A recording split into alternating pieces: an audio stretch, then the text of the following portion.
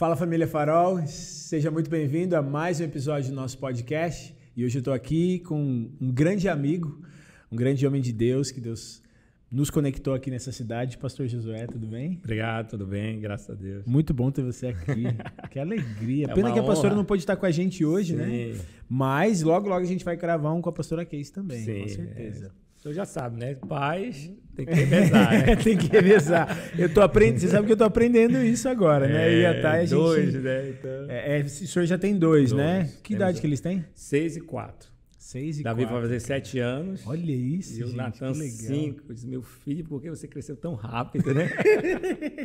Não dá saudade de quando era bebezinho, assim? Muito, Porque eu vejo a pastor. Ana, pô, ela tá com 8 meses, né? Fez essa semana. Anteontem ela fez 8 Olha que meses. legal. E aí, pô, cara, a gente pensa assim, né? Podia ficar desse tamanho, assim, um bom tempo, assim, porque é tão legal. Ao mesmo tempo que é legal ver eles desenvolvendo, é muito legal ver quando eles são pequenininhos, assim, que eles... Não dá uma saudade dessa fase, assim? Dá. É uma fase que passa muito rápido. A gente fala assim, que é um investimento que a gente precisa fazer enquanto pais, né? Que é uma fase que não volta. E ela passa muito rápido. Então, com os meninos, a gente aproveitou bastante. Foi uma fase que a gente investiu a nossa vida e a gente... Todas as fases nós tivemos presentes. Quando o Davi deu os primeiros passos, quando engatinhou pela primeira vez, balbuciou as primeiras palavras, em todas a gente estava presente. Então, foi algo que a gente guarda. É muito legal. Isso eu tô vendo que a Ana agora, ela tá nessa fase, ela já consegue ficar em pé sozinha, Olha que assim, legal. apoiando, né? E ela já tá dando os primeiros passinhos, assim, pro lado. Então eu coloco, assim, na mesa, assim, no balcão onde ela tá apoiada, assim, um brinquedo, e ela tá do lado, assim, ela vai andando devagarinho ainda. Nossa, é muito legal, isso é muito legal. E eu e a Thay, a gente tá aprendendo esse processo de revezar, assim. Até você falou que você passou bastante tempo com eles e curtiu bastante isso, porque no começo eu comecei a perceber que tinha alguns momentos que chegou num ponto que eu tava meio que me sentindo assim improdutivo. Tipo assim, eu tô aqui, focado aqui, cuidando da Ana, né? A Thay tá fazendo alguma coisa e a gente nesse revezamento. Às vezes quando eu precisava fazer algo, ela tava ali com a Ana e tal. E aí eu comecei a perceber, tipo, cara... Eu queria fazer outras coisas, queria estar produzindo outras coisas, mas eu estava ali. E aí Deus, foi incrível assim que Deus me confrontou e falou assim, você está sendo mais produtivo do que você nunca foi. Porque qualquer outra coisa que você estiver fazendo nunca vai ter o peso que tem o tempo que você gasta com ela. Eu tive uma crise, pastor, porque eu tinha um hábito de ler, era só eu e a Case, né? Cara. Então, eu lia muito, meditava muito. A minha primeira crise sobre meditação, que eu meditava sempre à noite, quando eu casei, a Case reclamou. Eu disse, poxa, Jesus, essa mulher que tu me deste, né? Reclamou. Aí Deus disse, mas ele tem razão, você tem que mudar o horário. Eu mudei para 5 da manhã. Então, 5 da manhã, aí nasceu o Davi. Aí Davi, aquela fase toda, então eu acordava mais cedo para eu poder meditar. Só que o Davi começou a acordar cedo. E eu olhava, nesse tempo ele dormia ainda no bercinho, mas do lado da nossa cama, né? Acordava, papai não está lá, saía. E ia para lá onde eu estava, trazia o lençol e o travesseirinho e ficava, pai, o que o senhor está fazendo? Eu disse, eu estou meditando. Ele, tá bom. Aí entrava aqui entre as pernas, se debruçava em cima da Bíblia e lá e ficava. Eu disse, Jesus, não acredita. Porque essa é bem a sensação, cara. Eu estava falando acho que pro Paulo hoje. Aliás, o Paulo, né? Dá um oi aí pra gente, Paulo. Tá sempre aqui com a gente, tá sempre presente. Olá, pessoal, tudo bom? E eu tava falando pra ele hoje, cara, o que é que eu tava falando, gente? Sobre essa questão de ler, que eu não consigo nem ler, eu não consigo nem parar um tempo, assim, quando eu tô com ela, pra pegar um livro, alguma coisa e ler, porque ela demanda atenção o tempo todo, então toda hora, tipo, eu li uma frase assim, aí eu já tenho que olhar pra ver, filha, volta aqui e tal. Nossa, cara. É rápido, né? Quando ela começar a andar mesmo, aí que vai ser rápido. Esse processo. Depois que anda, meu Deus do céu, aí porque anda e começa, então, a ir atrás das vontades. Então, os desejos afloram, a vontade, eu quero pegar aquilo, eu quero tocar naquilo, aí vai ser o... Eu já percebo que ela já entende um pouco do não. Por exemplo, se eu falo, hoje ela estava indo em direção à porta assim da sala, que estava aberta. Aí eu, filha, não. Aí ela para. Quando eu falo isso, ela vai engatinhando, né? Ela para e olha pra mim. Aí ela olha pra porta, olha pra mim de novo e aí vira pra porta e vai de novo em direção. Aí eu, não, aí não pode. É sujo, é perigoso, não é pra você ir aí. Aí ela olha de novo, olha pra porta de novo, aí olha pra mim, eu, não, vem aqui com o papai. Aí ela fica parada assim um tempo, parece que pensando assim, vou ou não vou? E depois ela volta. Só que eu sei que vai chegar um momento que ela não vai voltar, né? Esses momentos são abençoados, né, Paulo? Eu não falei pra você, aí você não acredita. E Deus, pois é, assim mesmo. Eu falo pra ti, tu não ouve, né? Meu Deus. Nossa, e a gente aprende muito com a paternidade, né? Nossa, a gente vai entender o coração de Deus depois que a gente é pai. A gente verdade, entende, cara. eu digo que a gente entende o coração de Deus depois que a gente se torna pai, né? Porque a gente fica nessa posição em que o filho vai errar e o filho volta, pede perdão. É muito interessante a gente estar nessa fase, né? Dos meninos errarem e a gente ter que chamar atenção, corrigir. E eles virem assim com muita humildade, né? Papai, me perdoe. Eu digo, meu Deus do céu, aí quebra o coração, né? Como não perdoar, né? Meu Deus, como não perdoar? Especialmente a gente conhecendo o Pai Celestial. Acho que, Meu nossa, Deus, não aí a tem gente vai como, entendendo cara. o coração de Deus em relação à nossa própria pessoa, né? Mas não tem assim uma parada assim de às vezes eles falarem isso, mas meio que manipulando? Sim, assim? tem. O Davi já está nessa fase. Papai, você sabe que eu te amo, né? E está proibido de assistir desenho, né? Você sabe que eu te amo? Sei, meu filho. Pois é, eu queria te mostrar tanto negócio na televisão. Eu disse, meu filho, isso é manipulação, isso é pecado, meu filho. E ainda faz assim, pastor. Puxa vida, achava que ia dar. Ele faz isso ainda? Eu disse, meu filho, vem cá, vamos sentar. Que isso? Olha a motivação do seu coração, vamos sondar esse coração. Então, a gente já ensinou a escutar a voz de Deus e sondar o coração. Você acha que essa atitude foi boa ou foi ruim? Ela é má ou ela é boa? Eu acho que é má. Então, vamos sondar um coração, vamos pedir para Jesus, pergunte para Jesus. Aí vai lá para o sozinho, fica lá. Às vezes tem uma outra manipulação, mas na grande maioria das vezes eles chegam, não, papai, minha atitude foi errada, foi egoísta. Ah, legal. Então, bora orar por isso.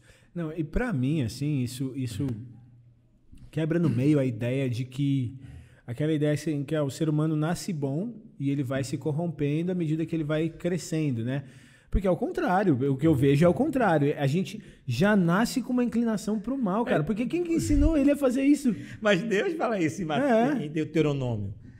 Em Gênesis, desculpa, lá no capítulo 6, ele fala que olhando Deus para os homens, ele se arrependeu no sentido de que quando ele olhou para a natureza, poxa, o homem é mau desde a sua meninice. Né? Deus definiu, inclusive, pastor, é aqui que a gente vê onde muito propósito de educação falha. Porque, às vezes, os propósitos de educação que se tem, eles moldam o comportamento, mas eles não olham para aquilo que é o coração, que é a natureza. Perfeito. E só o evangelho vai alcançar a natureza do ser humano. E, às vezes, como pais, a gente esquece disso.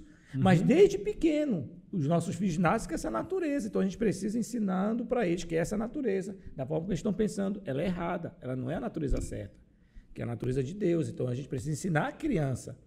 E elas percebem isso que eu falo. Eu falo para a Ana, está gatinhando, mas digo, não. Opa, aquela natureza está ouvindo, ela está entendendo. É impressionante. Então, não começa a sinalizar para ela, opa, isso aqui não é muito bom. Então, ela vai criando esse conceito, esse ambiente, até onde eu posso, até onde eu não posso, né? E mais quem não tem esse entendimento vai conduzir a criança de qualquer forma. Não, é criança, é inocente. Ou então vai para violência verbal, vai para outro lado também. Sai daí, menino, eu já falei com você, não sei o que. Aí começa uma outra distorção. Exatamente. Do caráter, da personalidade. Mas é muito interessante essa questão de criação de filhos, porque a gente aprende muito. Tem um livro que eu até comecei a ler ele, que eu preparei uma série de mensagens sobre o coração, e ele chama Instruindo o Coração da Criança. Ted Tripp? É isso, maravilhoso esse livro, né, cara? Meu Deus, é excelente. Ted Tripp, ele é incrível, incrível. E quando ele fala da correção. Nossa, é muito bom. Puxa é vida, muito um bom. Negócio muito interessante. Eu acho que todo pai deveria ler aquele livro lá.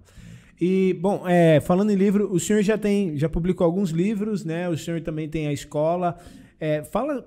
Eu queria começar, depois eu quero entender um pouco melhor, mas o que o senhor faz hoje, pro pessoal, até para quem não te conhece, que está ouvindo, saber e tudo mais?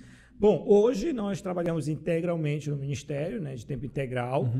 Nós somos pastores da igreja local, da Igreja do Evangelho Quadrangular. Legal. Hoje estamos com 2 igrejas, uma em Marituba, e estamos abrindo uma nova em Benevides, onde nós estamos residindo agora. Sou formado em pedagogia, ciência política e teologia. Legal. Gosto muito dessas áreas aí. Pô, então a gente tem que marcar um bate-papo aqui só para falar de política, pô, também. Vai ser muito Você legal. Olha só, escondendo ouro, cara. Meu Deus do céu. Gosto muito dessa área, mas eu queria muito mais me aprofundar em teologia, mas fez aquilo que era essencial.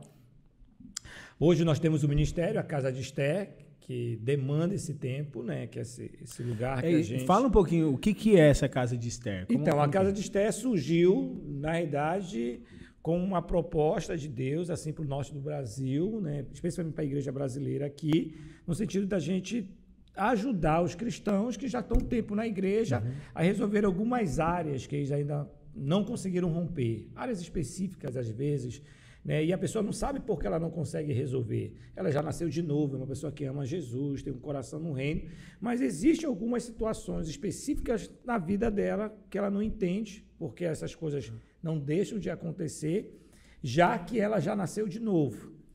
E a gente entendeu que, na realidade... Então, o trabalho, no caso da Casa Esther, seria uma escola assim, mais voltada para cristãos mesmo. Para cristão. E se bem que a gente teve agora um desafio de fazer a primeira escola para católico. É mesmo? Nossa, vai ser no sentido de evangelismo, mas vai ser uma escola para católicos. Bacana. Tá? Com essa proposta, acho que vai ser muito boa. E aí vocês recebem o pessoal lá. Eu já fiz a Casa Esther, né? Foi muito bom, aliás, muito bom mesmo. O Paulo fez comigo, não foi, Paulo? Foi na mesma que eu? Foi na mesma que eu. E a gente já mandou uma galera daqui para lá. Sim. Porque vocês trabalham justamente essa ideia de que, por mais que a pessoa nasceu de novo, a questão da libertação é uma caminhada de conhecimento da verdade, né? E é interessante a gente trazer essa palavra libertação, né? Porque quando a gente ouve esse conceito de libertação na igreja, a gente já vai se arremeter àquela questão de expulsar demônios, mas aquela ação mais sobrenatural. Verdade, e muita gente vai com esse pensamento. Puxa, escola de libertação, vai colocar a mão na minha cabeça, vai ter óleo ungido, vai ser oração. Vai ficar fazendo exorcismo lá, expulsando demônio de mim e tal, quebrando maldição, não sei das quantas. A parte dessa libertação pelo conhecimento. Aquilo que Jesus fala, conhecereis a verdade e a verdade vos libertará. Eu preciso conhecer as verdades de Deus para mim, e eu preciso levar as minhas verdades para Deus. Porque às vezes a gente vem aí, ao longo dos anos, nascemos de novo, mas a gente carrega muitas verdades que não são as verdades de Deus. E é esse processo, esse caminhar com Jesus. Então a escola serve para ajudar você a enxergar as verdades de Deus e você enxergar as suas verdades. Como as suas verdades muitas vezes têm embotado as verdades de Deus. Então a gente trabalha nesse sentido. E como que foi que o senhor e a pastora tiveram essa ideia ou começaram com essa iniciativa? Como que foi para começar isso aí? Então, nós nunca pensamos que é um desafio, escola, né? Pô, eu sei que eu já fiz escola, eu fiz várias escolas, mas as escolas que eu fazia era uma no ano, porque a gente fazia assim um período de 15 dias direto e trazia vários preletores, então eu sei da demanda que é. Só que vocês fazem praticamente todo mês, não é isso? Mês 4 dias? 4 dias, quinta a domingo. Então, tipo assim, é um trabalho violento, assim, uma dedicação incrível. E não é uma coisa assim, vou fazer uma escola, né? Tipo, existe uma bagagem, assim, uma decisão radical. E é interessante, pastor, porque nós nunca pensamos em ter a escola. Nunca passou. Quando Deus falou sobre... não foi um planejamento, um sonho e tal. Não era um sonho, não era algo que estava no nosso coração. Nosso coração, quando nós casamos, eu sempre tive coração missionário. Então, a ideia era casar e ir para as missões. Isso estava muito formatado na minha mente. Eu queria viver assim. Missionário, já tinha planos aí de missionário de ir para o campo mesmo, para outro país, povos não alcançados. Eu queria fazer a universidade, a partir disso, trabalhar nessas áreas, mas como missionário. Legal. Então, em 2012, nós casamos, dia 2 de março, e em 2012, em novembro, em outubro, nós fomos fazer uma escola, EIFOL. E antes Foram participar dessa escola. Fomos participar, uma escola de treinamento, né? Fomos participar dessa escola em Curitiba. Mas antes dessa escola, a Casey estava ouvindo algumas palavras de Deus. Deus estava trabalhando a dependência dele, né? Nesse sentido que ele queria se revelar como esse pai provedor, já que ela nunca teve isso, ela sempre, ela mesma deu conta da vida, resolvia as questões, e Deus queria, então, ter esse tempo com ela. E Deus pediu algo para ela, assim, que quando ela me contou, eu disse, não, o diabo está falando contigo, a gente acabou de casar, como é que Deus está pedindo o teu emprego, né? Ela disse, amor, Deus está dizendo que quem quer meu emprego. Eu disse, não, você tem que ouvir direito, como Deus vai te pedir uma coisa dessa? Não tem lógica, a gente acabou de casar, a gente precisa. Você ganha R$ 2.400, eu ganho Deus que te deu esse emprego para prover, exatamente. Né? Deus vai tirar a ânsia do diabo e fomos para a escola e depois. E aí Deus deu a palavra para ela sobre Esther. E ela guardou isso. E aí aconteceu que depois Deus falou comigo e eu entendi, então ela saiu, a gente começou então a trabalhar com a casa de Esther, mas não era a casa de Esther, a gente começou a vender perfume, comprávamos a essência, fazíamos perfume e colocamos a marca Esther, né? Aqui toda mulher é uma rainha. Mas era só para mulheres então? Não, como que era? Era só o perfume que a gente vendia. Era só Esther, um negócio de vender perfume. Exatamente. A gente vendia perfume lá na igreja. E depois ela já tinha saído do emprego? Ela já tinha saído do emprego. Então entendeu que era tipo assim, dedicar tempo integral ali na igreja e... a gente estava meio que ainda perdidos, porque assim, Deus tirou e agora? Aí Deus nos dá um negócio. Isso é que Deus que a gente se torne empresário e cada vez mais o meu sonho de ser missionário estava se distanciando, né? Eu disse, rapaz, esse negócio está meio esquisito. E fomos vender remédio já, perfume. E tudo que é perfume, você imagina. Fizemos a marca Esther e vendíamos, tínhamos números, perfume para carro e fomos embora. Depois nós fomos levantados como pastores, fomos para Marituba. E lá nós vimos tivemos uma ideia, pô, a gente está aqui, a gente podia ter um negócio. Na época o senhor não era pastor ainda, nem a pastora só éramos também. líderes de célula e depois nós fomos líderes do Ministério de Louvor, depois nós fomos líderes de uma rede. Quando nós fomos levantados como pastores, nós já estávamos como líder de rede, lá na catedral. E nós fomos então para Marituba e lá a gente abriu uma livraria evangélica. O nome Casa também de Esther. De novo, né? Tô entendendo. Qual que era o nome do perfume? Esther. E aí depois evoluiu para a livraria Casa de Esther. Mas era uma livraria muito engraçada, porque as pessoas chegavam lá, puxa, uma livraria, que legal. Tem essa Bíblia? Eu disse não. Tem essa Bíblia? Eu digo não. Tem isso aqui? Eu digo não. Porque nós não tínhamos capital, então a gente comprou uma caixa de Bíblias pequenas de R$10, né? Saía R$2,50, vendia R$7 e a gente começou uma livraria. E ela foi crescendo, a livraria, uma livraria pequena, e nós nunca imaginávamos. Um dia, num discipulado, só que aí, quando a gente foi para Marituba, a gente começou a fazer um discipulado. E a gente discipulava as pessoas nesse padrão de aconselhamento. Levar as pessoas a entender o seu histórico de vida, e dentro desse histórico de vida, elas perceberem como agente de transformação. O que foi que você fez? O que você está deixando de fazer? Qual é a mentalidade que você tem? Porque você nunca resolveu isso aqui com o seu pai, então a gente ia trabalhando com as pessoas. Quando vocês estavam liderando lá na igreja, vocês já faziam esse tipo de trabalho? Já. Vocês aprenderam isso, foi na IFOL ou já estava aprendendo isso antes? Eu conheci essa ferramenta na minha TED. Eu fiz uma escola na Jocum, de 5 meses, e eu fui para a Jocum porque eu tinha um problema sério na área da imoralidade, né, da sexualidade. Eu tinha um vício de imoralidade. O senhor fala um pouco sobre isso na escola, né? Isso, então eu fui para lá, para ser tratado. Foi quando eu conheci a ferramenta. Eu disse, puxa vida, porque assim, quando eu fui para lá, na minha visão, como eu vou resolver isso? Eu já tentei de tudo. Então, eu nasci num lar evangélico, anos na igreja, e um vício que não mudava. Mas era questão de homossexualismo, pornografia? Pornografia, não. Ela tinha vício com pornografia e masturbação, 18 anos. E isso começou desde criança? Ou... Então, depois... Porque você falou que cresceu num lar evangélico, nasci né? num lar evangélico, mas assim, eu fui entender o gatilho de tudo isso, né? Então, na realidade, foi lá que Deus me mostrou aonde tinha acontecido. Na Jocum. E assim, não foi ninguém que pregou, não foi ninguém que falou, simplesmente me deram um livro e eu comecei a ler o livro. Que livro? E na metade... Pode falar o livro? Esqueci. Ou seja, não importa, né? Porque é uma ação do Espírito, né, no final. Totalmente. E foi interessante que quando eu cheguei numa fase do livro, ela estava falando sobre um abuso.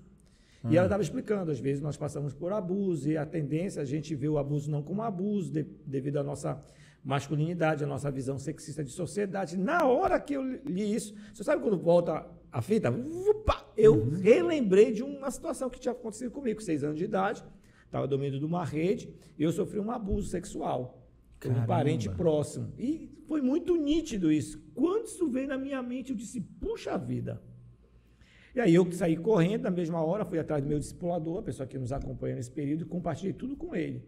Ele disse, poxa, José, então aí que está o gatilho de tudo. Foi aí que tudo começou. O pior é que tem muita gente que passou por abuso, e tem gente que nem se lembra direito, Sim. né? Que o no cérebro meu acaba caso, gerando eu um não via bloqueio, como né? Porque no abuso. teu caso era uma coisa que...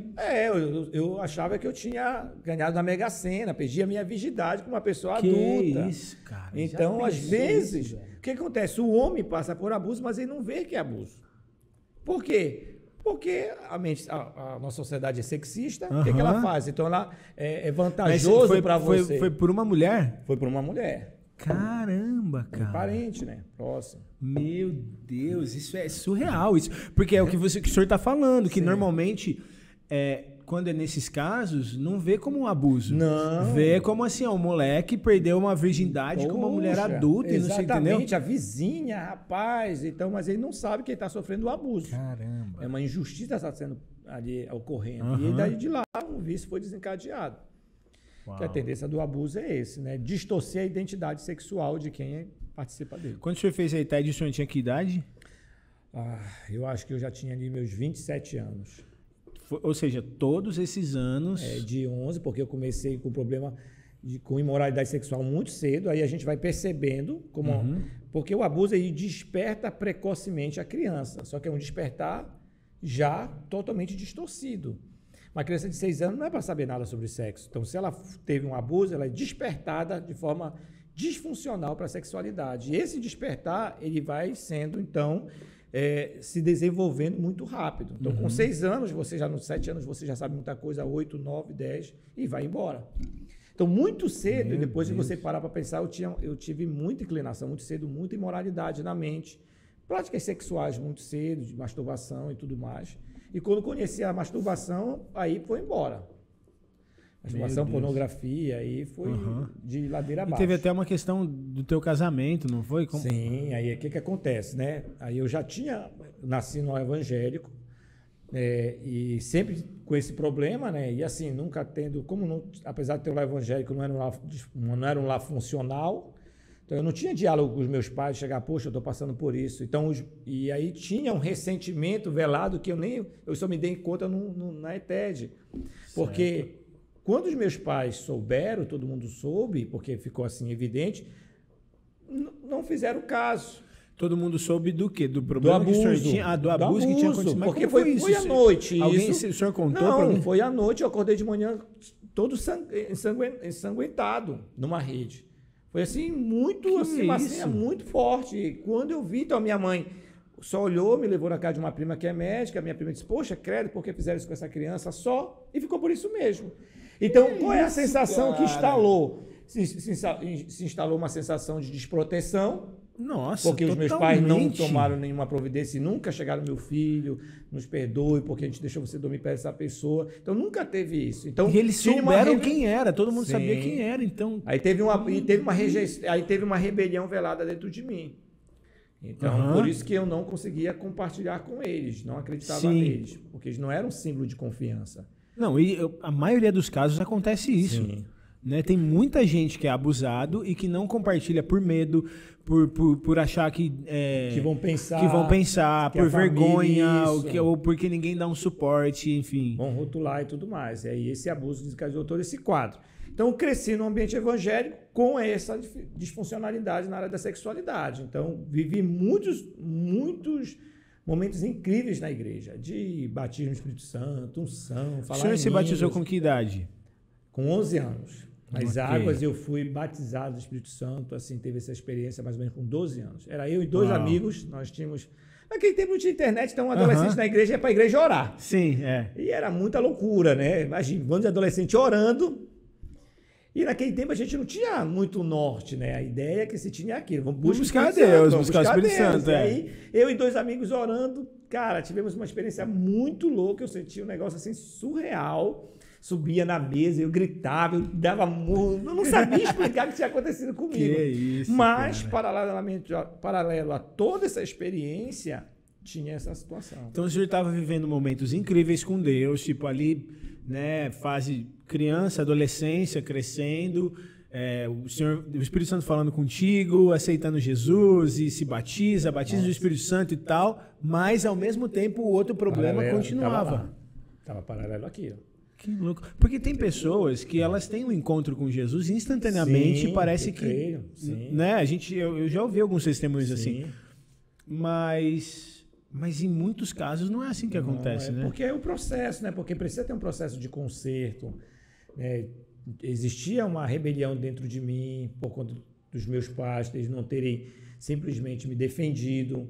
Então, era uma coisa que eu precisava voltar e consertar. Então, porque é muito louco isso, pastor. É porque, assim, eu tô pensando principalmente em quem tá ouvindo a gente, porque é o seguinte, pô, como que o senhor concilia essa ideia de que o cara tá lá, tá buscando a Deus, gastando seu tempo adolescente orando, é batizado no Espírito Santo, buscando o poder de Deus e tal, crescendo num lar cristão e tudo mais, frequentando a igreja e tal, mas mesmo assim continua recorrendo para os mesmos problemas, para os mesmos vícios. Porque quando a pessoa não traz a luz, se ela não confessa, o que a Bíblia fala? Aquele que confessa e deixa alcançará a misericórdia, confessar os vossos pecados uns aos outros para serem curados. Então, a falta de exposição, muitas vezes, desse pecado faz com que a gente entre num ciclo vicioso. Então, quando a gente procura ajuda... No caso de expor, é falar com alguém maduro. Então, naquele tempo, a gente não tinha hoje a facilidade que a gente tem de porque ter um também se falasse... E também tem aquela parada de se falar o negócio e resolvia assim, aqui na igreja católica. Meu filho, sabe o que está faltando? Você precisa fazer jejum, você precisa fazer... E a gente fazia. Ou então era acusação, condenação, Sim. Tipo, que absurdo, onde já se viu isso e tal. Exatamente. Como? Não pode. Isso aí é inadmissível. Então, tinha um modelo de tratamento que, em alguns casos, não era eficazes. Então, a gente fazia aquele modelo de tratamento, só que a gente percebia que não dava conta da situação. Então, o senhor chegou a confessar para alguém nesse processo, na tua caminhada na igreja e tal? Porque, na verdade, essa questão de confessar para o outro, isso foi algo que começou a ser dito já depois desses movimentos que teve de avivamento, G12, células, que foram trazendo os jovens adolescentes para mais perto. Porque naquele tempo trouxe eram um pastoreio grupos missionários, era todo mundo, era 100 pessoas, entende? Então a gente não tinha um acompanhamento. Falava-se de forma muito generalizada, generalizada, né, então assim, era mais busca, você tem que buscar e isso acaba mesmo e pronto. Só que a gente tinha as correntes, né, que a gente fala de mentalidade, né? Primeiro, o medo de falar. Segundo, a vergonha de falar. Terceiro, a autocondenação que a pessoa fica tendo. Puxa, como é que eu vou falar um negócio desse? Estou aqui. E quarto, Deus está me usando, deixa o barco andar. Cara, tem essa parada também. Mas Deus está me usando, cara. Deixa o barco andar. Verdade. E aí, espiritualização tipo assim, da dor. Deus entende o meu coração, Deus sabe o que eu estou vivendo. Meu espinho na carne. Verdade, então a gente começa a espiritualizar, assim, essas questões que são moral, porque quando a Bíblia fala aquele que confessa e deixa, eu vejo isso claramente como algo moral. Você confessar, eu tenho esse problema, a partir de hoje eu quero deixar isso. Não, e o próprio Tiago 5,16, né? Tipo, confessem uns aos outros para confessar as suas ofensas uns aos outros para serem curados. Então, quando fala desse processo de libertação que precisa acontecer, que acontece quando traz a luz, é justamente essa cura no coração, essa cura no interior que acontece a partir do trazer a luz. Porque eu lembro que tem um texto em Mateus também, se não me engano, Mateus capítulo 5 ou 7. Enfim, no Sermão do Monte, Jesus fala que o justo traz as suas obras para a luz a fim de que elas sejam manifestas. Mas aquele que não ama a verdade, ele esconde as suas obras, né? Então, e a gente teve essa cultura aí, né? Então, e assim, né? Esse confessar, só que era um entendimento que a gente não tinha, né? Porque a gente não entendia que o confessar era a cura. Porque quando eu falo, poxa, eu fui abusado, eu estou expondo uma dor. Eu estou trazendo para a luz uma injustiça que aconteceu. É por causa dessa exposição, entende? Você está colocando para fora aquilo que aconteceu com você. Então, às vezes, você fica carregando aquilo por anos. E aí não dá certo, porque quando a gente carrega, a gente cria um ressentimento. Então, quando a gente confessa, a gente não só expõe a nossa dor, mas a gente também coloca para fora o ressentimento, a forma como a gente reagiu àquilo que aconteceu com a gente. E uma vez que faz isso, a cura começa a acontecer. Né? Porque isso é um processo de mudança, né? Porque a dor, ela gera uma mentalidade, né? Porque gera crenças, né? São crenças que vão ficando enraizadas ali. O novo nascimento não dá conta disso instantaneamente, a não ser que a pessoa... Porque a pessoa nasce de novo, mas ela não tem um reset cerebral, né? Tipo assim, apaga todas as memórias dela, entendeu? Pronto. Tipo um robô assim. Mas a gente foi ensinado assim. Aí que está o problema. Pior, Nós fomos ensinados que, ao nascer de novo, a gente passava por um reset e aí gerava uma outra crise. Puxa, mas eu já nasci de novo. Se eu estou tendo todas as experiências com Deus, cara, então não é Deus que está fazendo isso comigo. Aí começou a gerar uma crises e mais crises na nossa identidade. De mentalidade. Será que eu estou nessa... Será que é isso mesmo? Será que eu sirvo para isso? E muitos dos meus amigos que viviam essas crises, hoje não estão aí. Porque gerou uma falsa expectativa do Evangelho. Muito bom. Então, isso foi por conta de todo esse histórico aí. Então, aí eu fui crescendo. Sim. E eu comecei, então, a criar uma outra crença. Já sei, cara, eu preciso casar. Porque quando eu casar, vai acabar. E tem muito, eu já atendi muita gente, assim, eu já pensei assim, antes de eu casar. E tem muita gente que pensa assim, cara. Muita porque gente a gente que, coloca o casamento porque como solução é solução, né? Porque todo esse meu ímpeto para pornografia ou para masturbação ou para essa inclinação imoral que eu tenho, eu vou canalizar para minha esposa ali, isso vai ser saciado ali no casamento, na relação matrimonial. E acabou, não vai ter mais, como um passe de mágica, né? E aí esquece que ele está levando todo um repertório sexual para dentro do leito. Ele não vai virgem para o leito, porque eu entendo que virgindade é pureza de pensamento. Então, a pessoa já vai com repertório sexual e ele já vai com um histórico sexual totalmente comprometido. E ele vai querer se saciar no corpo da sua esposa, mas a partir da imoralidade. Então, ele nem vai conseguir desfrutar da sexualidade. Porque ele vai de novo, a ideia, ele vai trazer a bagagem que ele aprendeu. Sim. Porque aquilo que a gente estava falando, o novo nascimento não reseta a teu histórico de vida, tua história e tudo mais. Você recebe uma nova identidade em Cristo, mas eu tenho entendido cada vez mais, Paulo fala isso, que antes vocês eram trevas, agora vocês são luz. Vivam, pois, como filhos da luz. Então existe agora um aprendizado de como é viver. A minha identidade mudou, mas eu não sei como viver essa nova identidade.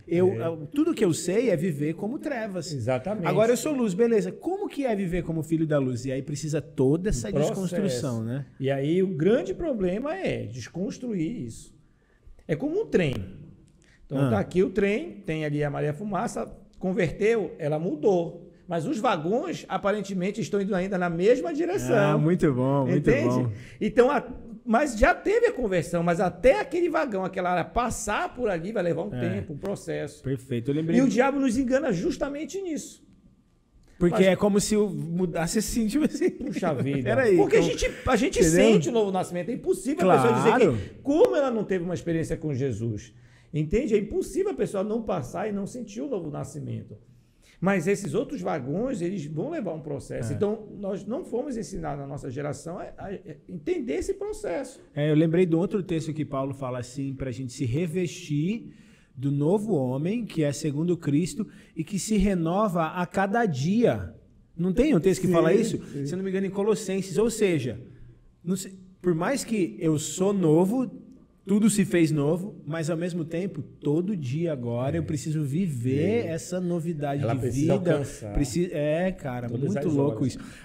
Aí o senhor achava então que, pô, vou me casar, vai resolver essa parada, beleza. Aí é um erro, né? Um tiro no pé. Porque o casamento, o poder que ele tem é denunciar toda a desordem. Se tem uma coisa que não adianta é a gente tentar esconder algo que tem no casamento, porque ele tem esse poder de colocar para fora toda a desordem.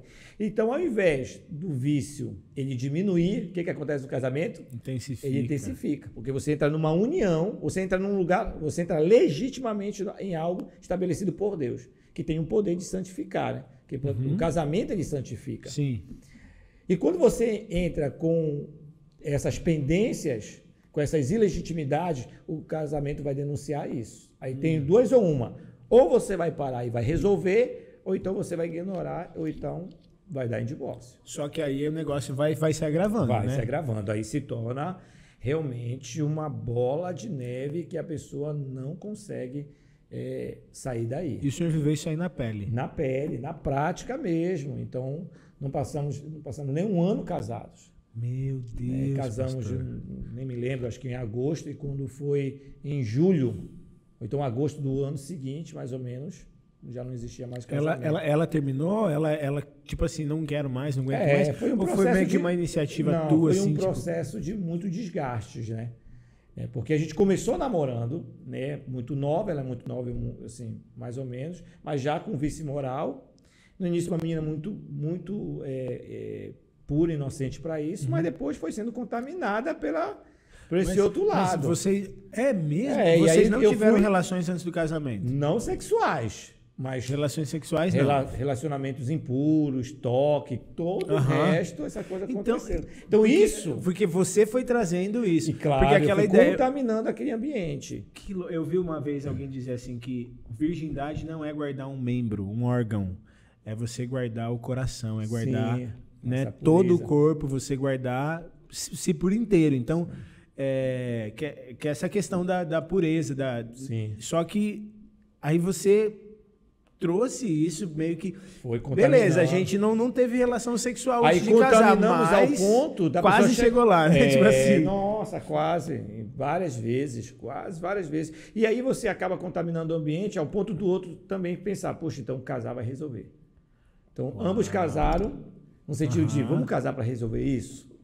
Mas qual era o fundamento Porque do casamento? você tinha uma bagagem, aí inflama não outra pessoa, e aí começa o problema. A bagagem dela não era imoral, a bagagem dela era já emocional, ausência paterna, disfuncionalidade familiar. Aí tem uma por isso pessoa ela que se deixa influenciar. aí vai somatizando tudo. Aí você já tem aí um quadro desenhado de 2 pugnas e um cachorro. Caramba. Greg Hill fala sobre isso, né? Então, essa questão desse ambiente que se gera, né? Então, o casamento não subsistiu, não conseguiu resistir a tudo isso. Porque, assim, isso foi só espocando, né? Porque aquilo que achávamos que ia acontecer não aconteceu e as frustrações só foram se acentuando. O senhor continuou com o vício dentro do casamento. Dentro do casamento. Ela sabia desse vício? Sim. Antes de casar, ela já sabia. Casar. E aí, mesmo assim, continuou. E aí foi aquela... Aí foi envolvido ali a pessoa, e a pessoa também acabou acreditando o quê? Puxa vida, então a gente tem que casar para resolver. O casamento vai resolver o problema do Josué. Então, de certa forma, a pessoa casou inocente no sentido de, puxa, eu vou ceder a isso aqui, porque isso vai resolver esse problema. Vai resolver o nosso problema. Como se ela fosse também a solução, né? Sim, aí querendo ou não, aí você acaba colocando o outro como messiânico. Né? O meu Cristo. Sim. E Jesus não estava no centro, quem estava era o sexo. Então é isso que eu ia falar. Qual era o fundamento do casamento naquele tempo? Era fugir da imoralidade. Então a gente não casou por causa de Jesus, porque era um propósito. A gente casou para fugir da imoralidade. Então a imoralidade se tornou um fundamento. Então isso é muito complicado. Caramba. A gente colocou esse fundamento, né? Aí, porque na época o senhor não era líder ainda. Mas eu acredito que foi uma barra, né? Porque cresceu numa família cristã. Todo mundo, então, conhece o senhor ali dentro da igreja e tal. Numa outra igreja liderando, estava numa posição muito já tinha uma posição de liderança, então, na igreja. Aí, de repente, passa por um divórcio, assim. Foi um processo... Que ela deve ser uma treta...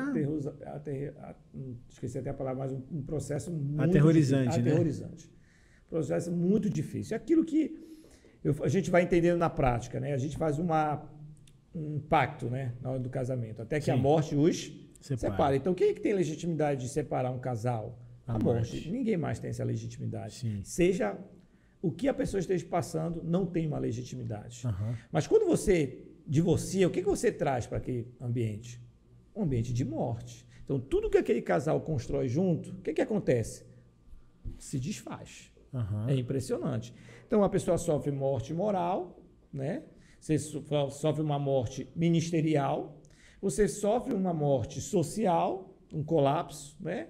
Você vai sofrer morte conjugal, tudo que o casal construiu junto, isso acaba. Então, esse processo eu vivenciei na minha pele. E assim, quando eu passei pelo divórcio, estava numa igreja muito tradicional, né? Então, a reação das pessoas foi mais difícil para mim. Isso que eu estou imaginando aqui. Assim, deve ter sido...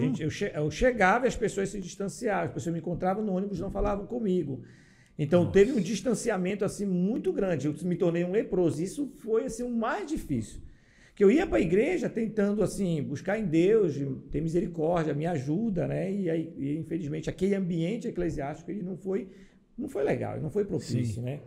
Então, assim, as pessoas elas só viram o fato e não buscaram entender o processo, né? Claro que nada justifica o ocorrido, nada.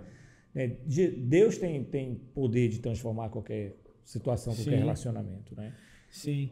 O senhor acha que foi também uma questão de maturidade, assim, né, sim, entre porque vocês? o que aconteceu? Nós fomos fazer essa escola, né? E na escola, assim, nós fomos para lá, então foi com esse rótulo, né? Eu estou levando o problema vai ser solucionado, mas o problema é o Josué, não eu. Então nós tivemos imaturidade, porque quando chega na escola, você percebe que o problema não tem um culpado no casamento, ambos são culpados. Sim. Então ambos precisam se realinhar, né? Até porque se não tivesse um problema, não teria começado sabendo de tudo e tudo mais, não teria iniciado. Não, peraí, bora resolver esse problema antes, exatamente. Entendeu? Então, ambos eram culpados. Então, nessa reconstrução, o peso é muito alto, né? O custo é muito alto. E a pessoa tem que decidir se ela vai abrir mão de todo esse histórico de dor, porque assim, a imoralidade ela é altamente violenta. Ela gera uma violência moral, psicológica, espiritual, física. Então, eu era um cara muito violento, manipulador. Uau. Então, assim, a minha personalidade é uma personalidade realmente totalmente contrária à natureza de Deus. Eu era tipo aquele crente duas máscaras, literalmente. Na igreja era uma pessoa, mas em casa era outra. Né? Com a pessoa era outra, entende? Uhum. Então, por isso que foi um choque para as pessoas, né? Mas porque elas não conheciam aquele outro cara. Tô entendendo. Aí eu tive que ir para uma reunião e falar, olha, esse cara não existe, nunca existiu. O cara é esse aqui, entende? Essa pessoa, né, que mentia, manipulava, né, fazia as coisas extremamente, né, sérias, né? Porque junto com o vício de imoralidade, outros vícios também foram se agregando, né? Com certeza. Roubo, infidelidade e outras coisas mais. Incrível. E como foi teu processo de cura, restauração, libertação para chegar onde está hoje, assim? Porque pois eu tô imaginando assim, pô, beleza, eu acho que o divórcio assim estourou a bomba, né? Sim. Aí, caramba, agora todo mundo tá vendo, vamos dizer assim, como o senhor tá falando aqui, quem é o Josué de verdade e tal, e aí a rejeição das pessoas, e a condenação, aí, e a vergonha, e toda aquela treta. E aí? Primeiro, o cabeção pira, né? Pô... o senhor nunca chegou a pensar em se matar, por exemplo? Não. Okay. Nunca pensei em me matar. Depressão, essas coisas? Não, eu fiquei depressivo. Porque assim, um plano todo foi interrompido. Entende? Um plano todo. Você está aqui trilhando uma meta e de repente a casa cai, tudo desmorona. Então você fica sem motivo de viver. Você fica sem direção, você fica sem chão, você fica sem propósito, você fica sem nada. E aí não teve esse acolhimento. Pelos motivos... o papel da igreja, a gente sabe que o papel da igreja como eu posso dizer, disciplinar, né? Repreender e tudo mais, mas ao mesmo tempo fazer isso com mansidão, em amor, com honra, acolher. Porque lá em Gálatas fala, se alguém foi surpreendido em algum pecado, os outros devem conduzir com mansidão. Então... E mansidão é justamente eu não controlar você, eu fazer isso com amor, eu fazer isso com honra, com misericórdia. Então, existe o papel da correção, mas a maneira como isso é feita, né? E muitas vezes o que a gente faz é um papel não de correção, mas de rejeição, né? De condenação. E foi pro meu processo, né? E aí eu dei uma desviada básica, mas foi uma desviada assim meio frustrante, porque um crente, tantos anos na igreja, se desvia e não sabe se desviar. Você seria alguém passou por isso, Paulo? Não sei, né? Então, assim, mas eu fui conhecer... E aí, Paulo, se identifica? Né? Oxigenar, supostamente, no mundo, né? Não sei nem dançar, eu sempre digo assim que o crente não sabe pecar direito, entendeu? Cara. Ir pro mundo, desviar, pai. E era muito interessante. Foi uma fase difícil demais. Mas aí Deus colocou as pessoas certas, né, no meu caminho, que me acolheram, né, que viram assim, José, vamos recomeçar, cara. Deus ainda tem algumas coisas. E aí gerou um sistema de crença em mim. Então o senhor ficou um tempo sem ir na igreja. Sem ir na igreja, um tempo. Afastado mesmo. E afastado mesmo, assim, tentando oxigenar aí a mente, o coração. E aí foi o tempo que eu comecei a estudar, entrei a cara para estudar, ocupar a mente, fui fazer faculdade. E aí fui tentar realizar os meus sonhos, que eu tinha dedicado muito tempo aí na igreja. Teoricamente, fui realizar os meus sonhos. Foi o tempo que eu comecei a estudar. E foi o tempo que eu também, quando eu decidi voltar, voltei e eu ancorei meu coração numa verdade. Eu disse, Deus, a partir de hoje eu quero só viver com o Senhor e ir para o céu. Como foi? Você teve uma experiência? Foi um dia, assim, alguém falou contigo? Não, eu fui para um retiro de um grupo de louvor, de uns amigos que me conheciam. A gente foi para um lugar assim bem distante. Sabiam da condição que você estava vivendo aí e tal? Me acolheram, vamos lá, vamos ficar esse tempo junto e tal. Aí eles me chamaram. E aí lá eu pude compartilhar com eles o que tinha acontecido. Pela primeira vez eu abri o coração e tal. Então eu coloquei tudo para fora. Aí quando traz para a luz, não tem como, aí foi um tempo muito bom, né? E o Espírito de Deus veio, assim. Aí eu tive uma experiência de novo com Deus, né? Deus me acolheu. E aí eu comecei a passar por uma luta pessoal, né? De acreditar que eu podia viver algo de novo com Deus. Porque eu tinha colocado no coração que não, agora eu vou ser um membro da igreja e eu vou viver aqui. Vou viver fielmente ao Senhor, mas só quero ir para o céu, né? Sim, pô, sim. Eu já tive nesse lugar de falar assim, cara, não, eu acredito a Bíblia fala que quem crê está salvo. Eu creio, eu estou salvo, acabou, já era. Eu decidi isso. Não decidi mais não ter nenhum tipo de peripécias, mas decidi tocar a vida e ser um bom cristão. E o problema com a pornografia e a masturbação continuava? Não, aí... Como foi? Quando deu a bomba do casamento, como foi? Como que o senhor parou assim? Então, como eu tinha falado do livro que eu estava lendo, isso estava no processo de cura do relacionamento. Ah, já tinha acontecido o divórcio? Não, estava no processo. Então, foi tudo no processo. Entendi. Estava lá e foi quando vim. Então, quando aconteceu e eu entendi a raiz do negócio, aí lidei com toda aquela situação e antes eu já tinha me posicionado, mas eu precisava entender por que aquilo acontecia. Tinha um porquê. E o próprio Deus me mostrou o porquê. Então, naquele retiro que o senhor estava lendo, naquele livro que o senhor teve aquele insight do abuso, foi quando aí o senhor foi lá conversar com o líder e tal. Isso. A partir dali, nunca mais? Nunca mais. Foi um negócio loucura, cara. Muito sobrenatural. Muito sobrenatural. Eu não tinha, para você ter uma ideia, pastor, se viesse alguma tentação em intenção de pornografia, eu não tinha força para dizer não. Se viesse, eu cedia. Depois dali, eu comecei a perceber que eu conseguia dar não. As tentações vinham ainda. Porque tem gente que acha que tipo nunca mais vai vir a tentação, entendeu? Elas vêm. E eu comecei a dar não. Eu comecei a ver a graça de Deus. E Deus começou a me falar, porque você precisava resolver isso que estava no seu coração. Mas eu não tinha noção do que estava no meu coração. Essa era a questão. Eu olhava só para a pornografia, mas a pornografia foi a resposta que eu dei para a dor do vício, do abuso. Uhum. Então, o problema não era a pornografia, Sim. O problema era a dor que tinha sido instalada pelo abuso, pela indiferença dos meus pais. Aquilo era o meu problema, que estava guardadinho e eu não via, mas o meu problema para mim era a pornografia. Uau. Então, era a maneira que o diabo usava para me escravizar e eu tinha esquecido aquela situação lá atrás. Uhum. Então, quando eu lidei com a raiz do problema, que era a dor, eu vivenciei aquilo liberando os meus pais e tudo mais, o que acontece? Você corta o galho, ele cai, ele vai secando. Então, foi o que foi acontecendo, paulatinamente. Foi secando, foi vencendo. Quando eu conseguia, pela primeira vez, ficar 30 dias sem ver pornografia e masturbação, aquilo para mim foi assim, surreal. Eu pulava, eu dizia, meu Deus, é possível, entende? Então, é possível ser santo, desde que a gente alcance os gatilhos que estão nos sentenciando a repetir um comportamento. Então lá eu tive esse entendimento, me posicionei, aí tive que lidar com as crenças todas que o vício gera, mentalidades que vão sendo geradas, e aí fomos caminhando, mas aí veio o baque do divórcio. A pessoa decidiu não querer mais. Que foi consequência de todo esse histórico, de todo esse processo. Porque eu mudei dentro de mim.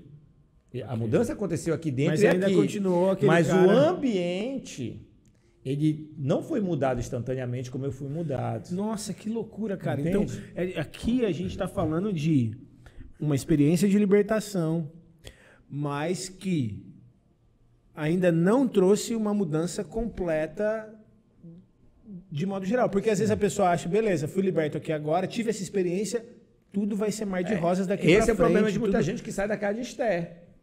Tipo, fui pra casa de Esther, agora minha vida tá eu tô resolvida. curado, Agora eu tô mas o curado, ambiente meu casamento tá vai mudar, adoecido. minha história vai mudar. Não, mas o ambiente está adoecido. O ambiente agora precisa ser curado. E ele é curado da forma mais dolorosa, porque eu tenho que voltar, eu tenho que liberar perdão, eu tenho que reconhecer que eu errei, eu tenho que confessar algumas coisas, eu vou ter que fazer a reparação. Pesado, cara. Então, não funciona assim. Então, às vezes, qual é o problema? É aquilo que a gente fala da reeducação, né? O caminho de volta e é o mais difícil. Aquilo que Jesus falou para o demoniado de Gadá, né? Que ele queria seguir com Jesus. Jesus disse, não, volta para casa, volta para os seus. Mostrar para eles. Você precisa consertar muita coisa. Você precisa, já está resolvido? Amém. Agora, bora resolver o ambiente que essa dor gerou. E é aí que muita gente E foi onde o senhor falhou, por exemplo, exatamente. Nesse caso. Aí estourou a bomba do divórcio e aí o senhor se afastou, se desviou, mesmo tendo tido a experiência, mesmo tendo já sido liberto da pornografia, daquela questão, mas porque aí outras dores estavam aí dentro. Não, é um processo, né, pastor? Ninguém, eu fui curado, eu sou liberto. Não. É um processo, né? Um caminho que a gente tem que seguir. Eu acho que isso aí é muito bom falar, porque, cara, eu já estive nesse lugar, e eu falo em nome de muita gente também, o senhor esteve nesse lugar, de que, cara, a gente tem às vezes uma experiência, e eu vou usar esse termo aqui, né? Uma experiência mística, uma experiência sobrenatural. Então, acho que é o melhor termo, uma experiência com Deus, de verdade, genuína, verdadeira, real. E a gente acha que, ponto, agora tudo vai mudar. E muita gente se frustra, que acho que foi o caso do senhor, porque aí se frustra, né? Porque, peraí, eu tenho essa experiência, aí a bomba estoura aqui, tudo acaba, e aí não quer mais saber de Deus, não quer mais saber de igreja. Deus errou comigo, eu falhou. Não, porque você está doente, mas o ambiente também foi adoecido. Então, aí você precisa voltar. Deus nos cura para nós curarmos o ambiente que a gente mesmo adoeceu. Tá me vindo aqui uma analogia, acho que, né, que eu já até conversando com algumas pessoas eu usei isso, aí o senhor me disse faz sentido. Que, por exemplo, se eu tenho um problema no coração, vamos supor que coração físico, tá? Eu tenho aqui um problema, uma veia entupida. Beleza, eu vou no cardiologista, ele, você vai ter que fazer, sei lá, é grave, eu tenho que fazer uma cirurgia. Beleza, passo pela cirurgia, saí, tô bem. Agora, não tenho mais. Só que aí a questão é a volta. Depois da cirurgia. Aí eu continuo comendo bacon todo dia, continuo comendo fritura, continuo me entupindo de açúcar, de um monte de coisa gordurosa, disso, daquilo. Aí, peraí, aí eu começo a sentir outras dores, eu começo a sentir outros problemas. Aí, de repente, eu tenho um problema gastrointestinal, entendeu? Gastrointestinal. Aí eu volto lá, o cara vai me falar o quê? Pô, mas peraí. Não é mais o coração. A gente operou teu coração, mas você continuou com uma alimentação terrível. Você precisa mudar teus hábitos, você precisa mudar teu ambiente, você precisa mudar teu estilo de vida, porque senão talvez não volte aquele problema. Em alguns casos pode até ser que volte, né? Mas outros problemas vão estar aí, ou outros problemas vão aparecer. Faz sentido isso? Faz, e geralmente uma doença ela gera uma doença colateral. Eu estou com problema no coração, mas aquele problema no coração, quando eu não resolvo logo, ele pode gerar um problema de circulação. Eu resolvo o do coração, já... Mas às vezes está o outro lá. Mas aí a consequência atingiu ali no circulação. Eu vou ter que trabalhar outra coisa. E resolver o coração, agora eu vou continuar me alimentando como eu me alimentava antes? Vou continuar fazendo o que eu fazia antes? Não, eu vou começar a fazer exercício, eu vou começar a mudar a minha alimentação, eu vou começar a me corrigir. Por quê? Não só porque eu não quero que volte, mas também porque eu tenho que resolver esses outros problemas e manter a minha saúde para que não apareçam outros. Porque é isso. A pessoa acha que fui curado, fui liberto. Ok, mas aí você precisa identificar qual foram as outras áreas que essa dor que foram afetadas. Porque geralmente a gente vai com o mais evidente. Geralmente a pessoa chega logo com o mais evidente. Meu problema é esse. O que é o mais evidente. E, geralmente não é nem aquilo é só o sintoma, o problema é outro. Só que aquele problema gerou aquele, que é o evidente, mas gerou outros que são camuflados. Uau. Então, por exemplo, a pessoa que tem problema de ira, mas ela tem problema de ira, mas ela também ela manipula. Aí, resolvi a ira, mas e a manipulação? A pessoa que tem vício de pornografia. Toda pessoa viciada em pornografia, a tendência é se tornar uma pessoa também violenta. Né? Eu resolvi a pornografia, mas a violência está lá. E se eu não resolver a violência, qual é a tendência?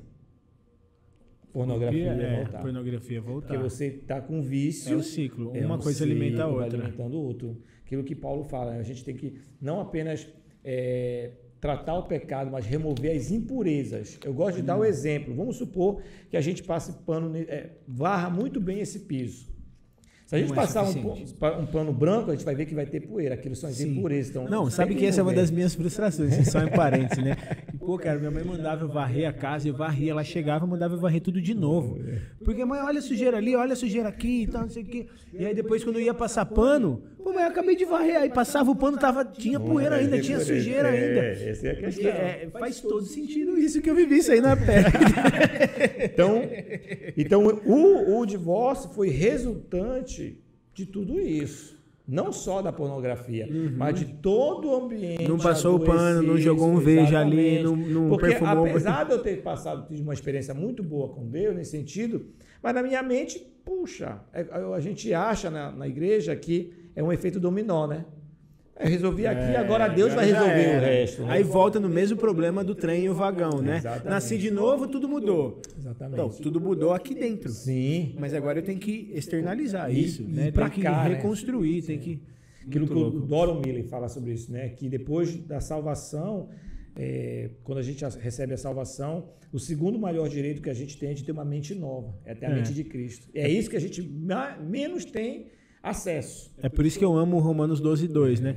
Beleza, eu tô salvo, mas a transformação vem por meio da renovação da mente. E ele está falando para a igreja, ele está falando para os romanos, para a igreja de Roma, olha, sejam transformados pela renovação. Então, eu estou falando com pessoas salvas, sim, mas que para viver a transformação precisa mudar a maneira como pensa, porque os meus neurônios, as terminações nervosas, e o senhor, né, estudou psicologia e tudo mais, né, os meus caminhos neurais, as minhas sinapses, elas estão todas aqui, pô, os caminhos neurais foram todos abertos. Elas foram condicionadas numa vida, de uma forma, antes da gente nascer de novo. Eu nasci de novo e continua o processo. E aí eu preciso agora falar para elas que não é mais dessa forma. Precisa de ser de outra forma. Eu vi um cara explicar isso daí, que ele fala que é o seguinte, que os caminhos neurais é como se fossem vias pavimentadas. Então, o meu cérebro, ele aprendeu a pensar de uma forma, e aí, tipo assim, era tudo mato, a criança, né? Tudo aquele terrenão novo. Aí vai abrindo caminho, as experiências e tal. Aí vai chegando aquele caminho, ele é percorrido tantas vezes que vira uma rodovia ali pavimentada. E aí, o que acontece? Para você abrir novos caminhos, que no caso é esse processo de renovar a mente e tal, porque você está acostumado, condicionado a viver e pensar de uma forma. É como você querer pegar e romper com essa rodovia que foi pavimentada e cortar o mato tudo de novo para abrir um novo caminho, para abrir uma que nova... não é isso aí. Entendeu? Exatamente. Não é mais por aqui, mas, agora é outro. A vida toda, e deu certo. Qual o problema? É que além de ser a vida toda, a gente tem ainda a evidência, mas sempre funcionou. Sempre deu certo. Por que agora eu vou mudar? Pesado. É aí que é impacável, então, todo o processo. Né? Uhum. Então, por mais que você estivesse inserido ali num ambiente de graça, de muita revelação, tinha uma situação que precisava de ser mudada, é mudar essa pavimentação. Porque na mente sempre funcionou, sempre deu certo. E aí, então, beleza, o senhor foi nesse retiro. Aí, lá, o senhor falou, Deus falou com o senhor e tal, beleza, vou voltar. Mas vou continuar minha vida aqui, não vou me envolver muito e tal. Não, o casamento, relacionamento, nem passava mais para minha mente. Eu tinha desistido disso. Né? Tá. Eu me via com... A sensação que eu tinha é de frustração mesmo, queimei o cartucho que eu tinha, chance de ter uma família... Então, isso é o que passava na minha mente e no meu coração. Uhum. E quando, assim, estava na igreja, só lá na igreja, e no domingo, assim, de noite de salvação, assim, o pastor estava pregando, e eu vi, então, a Casey saindo e abraçar o irmão dela, que eu não sabia que era o irmão dela. Quando eu a vi, negócio no meu coração. Mas, ao mesmo tempo que veio no meu coração, eu disse, não, isso já passou, essa fase aí já foi, né? Veio... Eu disse, uau, né? Mas eu, mesmo tempo que veio, eu freiei isso. E então comecei a tocar a vida. Comecei a ministrar, e o pastor me chamou para ministrar no louvor, então eu comecei a tocar percussão. Mas tem mais alguma coisa na igreja. Comecei a tocar percussão lá. Sabia que o senhor tocava, não? Eu toco bateria, percussão. Tá brincando, é mesmo? Que isso, que legal, cara. Eu também toquei bateria na igreja há muito tempo. Foi mesmo? Muito bacana. Hoje ainda toco bateria na igreja e ministro, né? Na tua igreja? Na minha igreja, lá na nossa igreja. Eu que toco. Não, eu vou ter que ir lá um dia só pra ver isso aí, cara. Vou falar, pastora, filma aí pelo menos pra gente ver. O pastor tá na bateria e depois sai pra pregar. Que legal. E eu comecei a enxergar ela mais vezes. E o sentimento começou a crescer. Aí eu comecei numa crise com Deus. E disse, não, isso é coisa do meu coração, coisa da minha alma, isso já acabou, esse tempo já passou, isso não é mais pra mim. E eu disse que não. O senhor estava determinado a seguir o resto da tua vida. Não, eu queria só ser um músico lá da catedral mesmo. Eu queria só ser membro. Até evoluí um pouquinho, aceitei a ser músico, porque é o que eu gosto. Paulo, eu lembrei daquele... Eu era só um membro. Agora... O senhor já viu esse? Não. Do menininho? Depois eu vou te mostrar esse meme aí. Eu era só um membro, agora eu toco bateria. Evoluiu. Olha o que Deus fez comigo, a obra de Deus na vida do crente. E foi um processo muito, assim, muito difícil para mim. Porque eu digo que eu levei um ano brigando com Deus. Até um dia que eu fui muito fui chorar com Deus. Deus me falou uma coisa assim, muito forte. Deus disse, meu filho, o meu sangue te purifica de toda maldição. Nossa, aquilo assim ficou dentro de mim, latejando. E Deus falou comigo, Josué, eu te perdoo, cara. Bora recomeçar. Uau. Eu te perdoo. E quando Deus falou isso para mim, pastor, eu confesso que aquilo ficou ali dentro do meu coração, mas a minha mente não me perdoava, eu não me permitia viver isso por causa das minhas crenças. Porque eu tinha um repertório de homens, eu convivi com homens divorciados no tempo que eu liderava a rede de jovem, eu via assim que os caras tinham ficado excluídos, e eu mesmo até muitas vezes endossava essa mentalidade de não ter um novo casamento, né? A não ser por adultério, alguma coisa nesse sentido. Então eu tinha essa crença dentro de mim. Então, para Deus arrancar isso, foi um processo assim muito longo, foram 12 meses. Então, um ano que eu esperei a Casey, não é porque eu tive paciência, é porque foi o tempo que eu levei em Deus assim para eu poder dizer sim, porque eu não acreditava que Deus tinha aquilo para mim. Eu não acreditava, eu tinha desistido. Deus podia falar qualquer outra coisa, mas família eu não acreditava. Então, isso foi muito difícil, mas quando ele me falou, eu te perdoo, vamos uma nova chance, bora zerar e começar tudo de novo. E ele falou assim, você tem direito de ser feliz, você tem direito de viver isso. E aquilo foi muito chocante para mim, porque as minhas crenças, por mais que eu visse, por mais que aquilo queimasse dentro do meu coração, a minha mente ela ainda trabalhava naquele processo, né? Aquele processo difícil, aquele processo. Uhum. Até que um dia... eu orando, falando com Deus, ouvindo sobre isso. Aí Deus me falou, meu filho, eu estou te dando aqueles para você viver um novo tempo. Mas isso vai ter um preço. Eu quero que você entenda isso. E realmente foi um preço alto. Porque quando eu então fui falar com a Casey, né, a primeira vez fui falar com ela que eu estava olhando para ela um ano, orando por ela um ano, e que eu chamei ela para casar comigo, né? Ela não sabia dessas coisas todas. Aí foi muito legal, porque Deus foi confirmando, assim, uma semana Deus foi nos dando palavra, confirmando, mas numa sexta-feira dessa semana, Deus chegou comigo, meu filho, você está muito feliz. Eu disse, estou felicíssimo. O Senhor está restaurando a minha vida, me dando uma nova identidade. As coisas estão começando a acontecer. Só que Deus falou, você sabe que eu não construo nada sobre mentira. Os alicerces precisam ser os corretos. Uhum. Quando Deus me falou isso, eu entendi claramente o que ele estava dizendo. Eu precisava contar toda a minha história para Casey.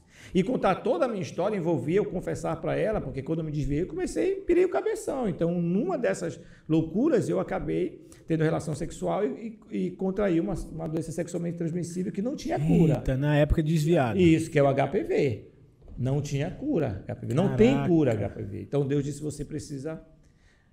trazer a verdade. E ela não sabia da história, do divórcio, nem da doença, nem nada desse. Nada nesse sentido. E o medo de falar. Pois é. Aí eu estava tão feliz quando Deus disse que era isso que ele tinha para mim, então eu já estava... Ele me restaura. Vamos desistir dessa ideia, né? Tipo assim, me restaurou, agora bora entregar o Isaac, né? Cara, me deu um filho. E vamos entregar esse Isaac. E Deus me falou, eu só construo sobre alicerces que eu edifiquei. Eu não construo sobre a mentira. Muito bom. E eu entendi, eu chamei que é isso, então eu preciso conversar com você. Preciso conversar com você. Ela disse, mas o que foi? Não, eu preciso conversar com você, fiquei meio jururu. Então tá bom, né? A gente vai entrar em jejum, começa agora o jejum. Pendi outra mão na minha cara, eita Jesus. E no dia seguinte, então, passei aí o saldo jejuoso para criar forças, fomos conversar com ela, sentei, fui para casa dela, coloquei ela assim sentada, peguei nas mãos dela e disse, o que eu vou falar para você, eu posso te perder, mas eu prefiro perder você do que perder o que eu tenho com Deus agora. Muito bom. E eu comecei então a contar toda essa história para ela, toda a minha história. Inclusive eu falei no final, e se você decidir, se você dizer sim para isso, você também está dizendo sim para uma doença.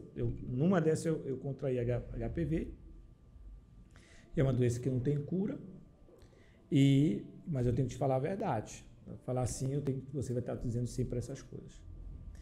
E ela, né, aí eu baixo a cabeça ali esperando o não, né? Que é isso que você espera, né? Já então, esperando ela chorar, desabar, desesperada e falar, não, criei meu Deus, uma expectativa que é e não, tal. Ela pegou nas minhas mãos, né? Eu disse, olha para mim. Ela começou a falar uma história dela. Tudo que você vivenciou, eu também vivenciei. Uau! Nossa, pastor. Quando ela falou aí te quebrou, isso, falou. Aí quase que você dizia, fala, não, também não quero mais. E ela disse assim mesmo, eu tinha um preconceito, porque eu dizia para Deus, que homem vai me querer com uma história que eu tenho? Ela falava isso. Ela falava, Meu que homem Deus. vai me querer? Porque assim, a Casey, ela foi no mais profundo da imoralidade sexual, né? Então, ela era o que a psicologia chama de uma ninfomaníaca sexual. Não, um dia, quando ela vier, eu quero que ela conte a história dela, entendeu? Se ela tiver disposta a contar, entendeu? Ela conta mesmo. E assim, a gente tá aqui para isso, por isso que o podcast não tem limite de tempo, entendeu? E aí, ela então começou a me contar a história dela. Pesadíssimo. Nossa. E ela dizia, e eu falava para mim mesmo, que homem Jesus vai me querer quando souber da minha história? E ela disse, o HPV, Deus pode nos curar. Uau. E ela decidiu, então, a gente foi muito impactado nessa noite por Deus, assim, a gente decidiu, então, é o que Deus tem pra gente.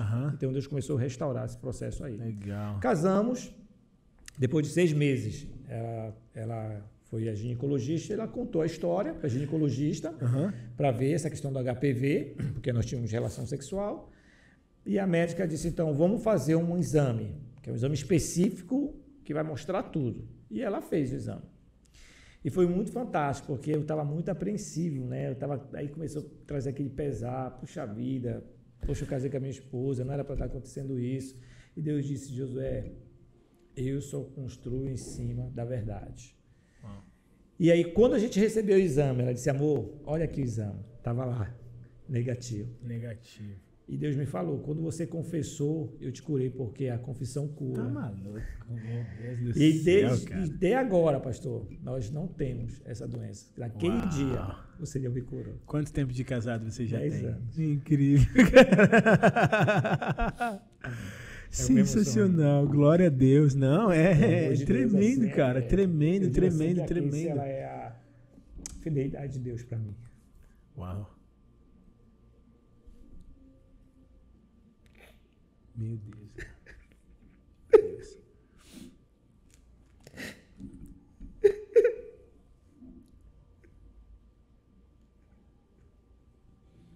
Nossa, incrível. Incrível. Quando eu olho para tudo que Deus fez, pastor, Deus me tirou da lama. Eu não era ninguém, eu fui um cara excluído, não tinha nome, não tinha identidade. Eu não tinha nada. Deus me restaurou. Eu me lembro que, primeira vez que eu falei com a Casey, a gente foi orar à noite. Eu estava lá orando e disse, Senhor, será que é isso mesmo? Eu disse, meu filho, a partir de hoje eu vou mudar a tua história. Uau. E Deus me deu uma família, Deus me deu filhos, e Deus me deu tudo isso que hoje as pessoas veem. E hoje vocês, como um casal, como uma família, se dedicam a curar pessoas. Para que outras pessoas sejam curadas, passem pelos mesmos... casamento. Quando as pessoas chegaram lá com a gente querendo se divorciar e a gente dizendo não é o caminho, vamos lá, você consegue, e a gente fala da nossa história. Deus fez, me restaurou, mas você consegue. Você não precisa passar por esse processo. Sim. Você não precisa experimentar isso, né, para você ver o que Deus tem para você. Pelo contrário. Pelo contrário, você pode viver a melhor fase da sua vida. Essa é só uma fase. E quando Deus nos falou sobre a casa de Esther, nós estávamos acompanhando um casal de discípulos, um bate-papo normal. E ela estava falando da história dela, muito difícil, a moça, né? Uma história do pai, alcoólatra, brigando todo o tempo com a mãe. Deus falou no meu coração, meu filho, essa menina precisa ter uma experiência de família.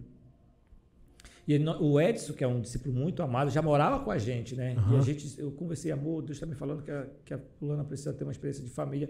Vamos convidar para ela morar com a gente também. Aquele casarão, né, pastor? Sim. Mas tinha a quarta. Ela disse, será? E a gente estava para ganhar o Natan.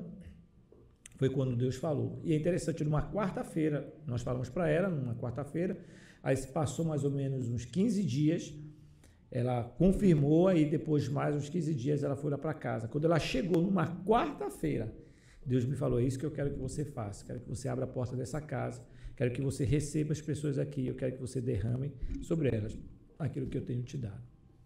Aí começa a escola.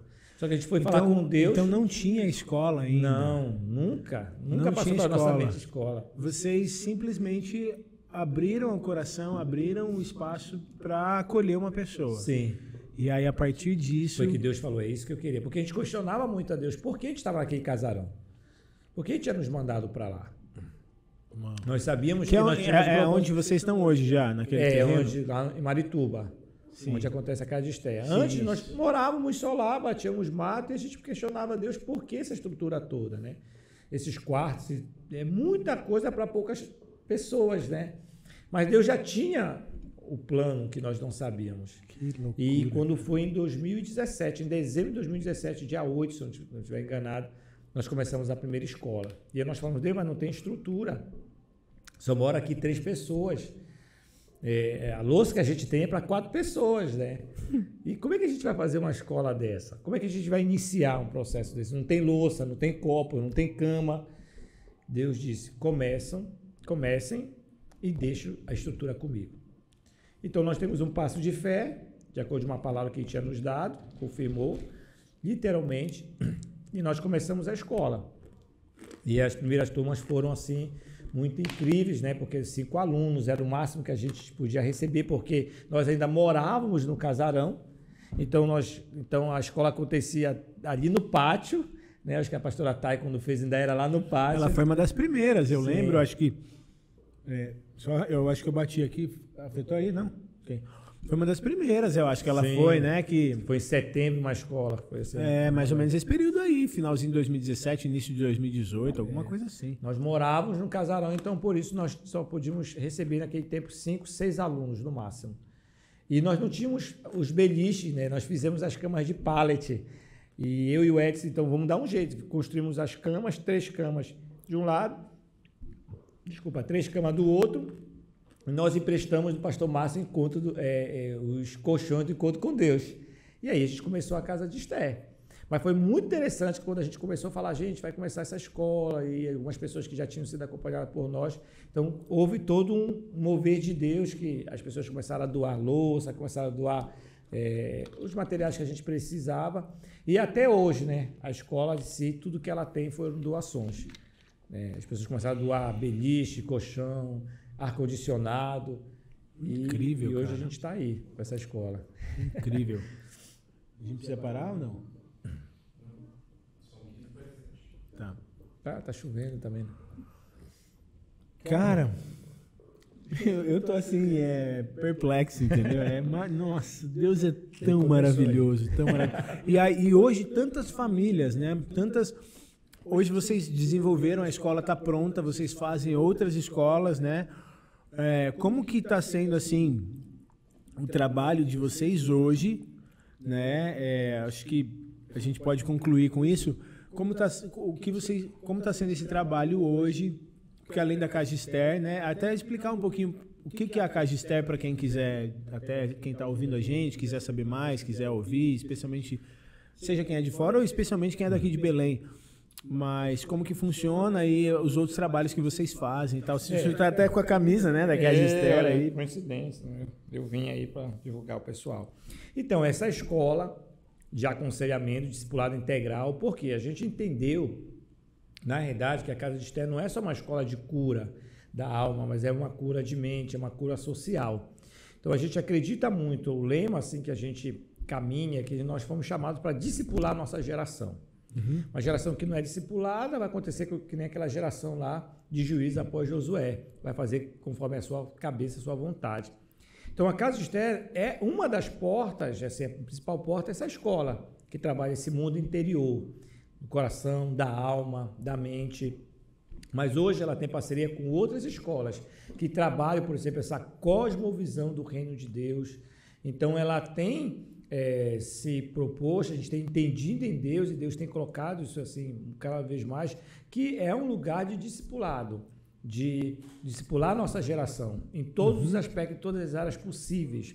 E ela existe para ser parceira da igreja local, não para ser concorrente, entende? Por isso que o aluno precisa vir da igreja local, porque ele deve voltar para essa igreja local. Sim. E ele ser ali agora uma resposta, um agente ativo, com uma nova visão, uma nova mentalidade, disposto a passar para os demais processos, mas submetido ali à sua liderança. Muito bom. Por isso que é preparando a noiva. Né? Então a ideia é preparar a noiva do Cordeiro, nesse sentido, né? Nós entendemos que nós somos a noiva do Cordeiro e vim buscar uma noiva perfeita, né? Santa, pura, imaculada. Então, em todos os aspectos, né? A gente fala muito na escola que todo aquele embelezamento que Esther passou, aquele processo externo... Eu já ia perguntar, por que esse nome? Né? Explica aí pra gente. Então, foi por conta lá... Começou lá no perfume, né? Mas e aí, como que... Aí depois a livraria, e aí... a Casa de Esther, a escola. Nós não sabíamos, mas Deus tinha falado disso lá atrás. E quando ele nos falou sobre a escola, ele disse, preparando a noiva. Então a gente entendeu. Assim como a rainha Esther foi preparada para o rei Assuero, então a noiva do Cordeiro passa por esse processo de preparação. Entende? Então bom. É um processo completo. Ele começa ali, que é um embelezamento interno, mas ele passa por um embelezamento moral, até político, porque ela chegou num estado de governo, legislou, criou leis e tudo mais. Então a gente entende que é um processo completo. Hoje a gente trabalha uma parte, estamos caminhando para as demais. Legal. Hoje já tem todo mês acontecendo aí a Cagister. Todo mês acontece. E aí, volta e meia também tem EIFOL, tem outras escolas mais voltadas para líderes, treinamento de pessoas, também para capacitar pessoas para dar aconselhamento, para ministrar. Para trabalhar nessa área. Eu tenho um chamado no aconselhamento, né? Então, a gente sempre direciona a pessoa a fazer a EIFOL, que é essa escola que vai te ferramentalizar, vai te mostrar essa ferramenta que a gente usa. Sim. Né, módulo 1 e 2, e a partir dessa ferramenta a pessoa se submete ali ao pastor e vai trabalhar na igreja local como conselheiro. E a Casa de Esther, que eu acho que é o carro-chefe aí, né? Sim. Essa escola, ela é 4 dias? São 4 dias. Então, o aluno chega lá na quinta noite, então ele fica quinta, sexta, sábado e domingo em imersão lá com a gente, durante esses 4 dias. O investimento que ele faz garante a hospedagem, a alimentação, material didático e tudo que a escola envolve. O senhor mesmo que produziu todo o material? Sim, eu e ela. A grande maioria. Você é a pastora Casey, né? Isso. Legal. E o senhor também escreveu outros livros, né? Sim, escrevemos, porque são lacunas, né? O primeiro livro que nós escrevemos nem tínhamos a Casa de Esther, que foi o Seu Inteiro. Foi o primeiro livro porque a gente aconselhava muitos relacionamentos, né? E esses princípios todos que a gente aplicou no nosso relacionamento, a gente colocou no livro. Então, a gente fala de princípios, né? Então, foi aí que foi surgindo, né? Que Deus foi começando a nos exaltar, então a gente começou a ser conhecido a partir do Sou Inteiro. Que a ideia, a gente escutava muitas pessoas, né? Tô solteiro, ficar produtivo, como o estar solteiro fosse um fardo. E foi que aí surgiu o nome, Sou Inteiro, né? Eu preciso ser um com Deus, para eu poder ser seria esse trocadilho com solteiro, né? Sou inteiro. Legal. Então a ideia é a pessoa ser um com Deus para poder ser um. Então o que a gente fala sou inteiro? Resolva-se primeiro antes. Conserte tudo isso. Se eu tivesse feito isso antes, nada disso teria acontecido. Legal. Então se esse processo que eu fiz antes de conhecer a Casey durante o nosso processo que a gente estava, Se isso tivesse acontecido anteriormente, talvez a história teria sido outra. Sim. Né? Então, a ideia do Sou Inteiro é isso. E aí tem outros títulos também, né? Sou Inteiro, a gente também tem um de redenção sexual, é quando a gente vai falar especificamente nessa área da sexualidade, como é importante a gente aprender a redimir a sexualidade, principalmente quando a gente é despertado antes. Se a gente vem de uma vida de pornografia, de moralidade, e às vezes a pessoa assim, eu nunca me envolvi com pornografia e moralidade, mas ela tinha um repertório de pornofonia, que era de palavrão. E ela é uma pornografia. Então a pessoa, às vezes, certa vez, nós atendemos uma moça que ela estava, inclusive, se vangloriando, né? Porque ela não estava tendo relação sexual, não estava caindo com algumas pessoas, mas ela tinha um repertório moral muito grande, né? Eu disse, olha, você está igual, porque ambos estão contaminados nesse sentido, né? Então a gente tem uma redenção sexual que a gente trabalha justamente isso, e a gente mostra a disfunção da sexualidade, para onde isso pode levar. Então, aí tem as parafilias, né, que são esses distúrbios da vontade sexual, quando a pessoa começa a ter uma atração sexual já por coisas totalmente inusitadas. Então, a pessoa precisa de um tratamento específico. E o senhor aborda esses assuntos no livro. No livro. Como chama o livro? Redenção Sexual. Redenção Sexual. Esse foi tem outro também sobre paternidade. Sobre relação sexual no matrimônio. Isso, sexo altar matrimonial. Ele saiu desse livro, porque nós nos preocupamos de escrever um livro só para o casamento. Né? Legal. E desconstruindo alguns tabus. Né? Principalmente, né, dentro desse campo, né, da sexualidade. Porque a ideia de Deus era que o sexo fosse ensinado. Que o sexo fosse descoberto e não ensinado. Então a ideia era nós chegarmos até o matrimônio. Que fosse descoberto e não descoberto pelo casal no casamento. No casamento, na vida matrimonial. Então aí, só esse princípio, ele já começa a desconstruir vários outros. Bom. Porque quando foi se construindo um tabu sobre sexo oral, sexo anal, esse tabu foi já construído a partir de um repertório que a pessoa já tinha. Não foi de uma descoberta. A gente vai ter que trazer o senhor e a pastora aqui só para a gente falar, fazer um podcast só para falar de sexo, entendeu? Muito bom. Isso é muito bom e então, é muito importante e necessário, porque também no meio cristão existe um tabu sobre isso. Vou gravar um episódio só sobre sexo. Como assim ouvir um episódio sobre sexo? Meu Deus, porque se manchou por causa de toda essa herança pornográfica, imoral e tudo mais, manchou-se uma coisa que era para ser pura, natural, apreciada pelo casal, que santifica, né? Então, sem qualquer desse repertório. Isso, sem condenação, sem vergonha, sem acusação. Em relação à questão do sexo. O senhor também tem um sobre identidade e paternidade, né? Que saiu agora, recente. A gente teve de paternidade, que foi essa revelação que a gente teve da paternidade de Deus. A gente fala na perspectiva de quanto filhos de Deus, dessa revelação que a gente teve em ver com o nosso pai, depois que a gente consertou o nosso coração com os nossos pais. Quantos livros o senhor já tem? Nós temos 6 livros. Aí lançamos agora o de orfandade, inclusive o senhor faz uma muito boa. O de orfandade, que já é a consequência da paternidade, da falta de paternidade. Sim. E a gente vive um mundo órfão, um evangelho órfão, em que as pessoas tentam preencher a partir do fazer, e isso vai botando toda a dinâmica do reino de Deus. E o último, sobre ouvir a voz de Deus, que é o livro didático. Legal.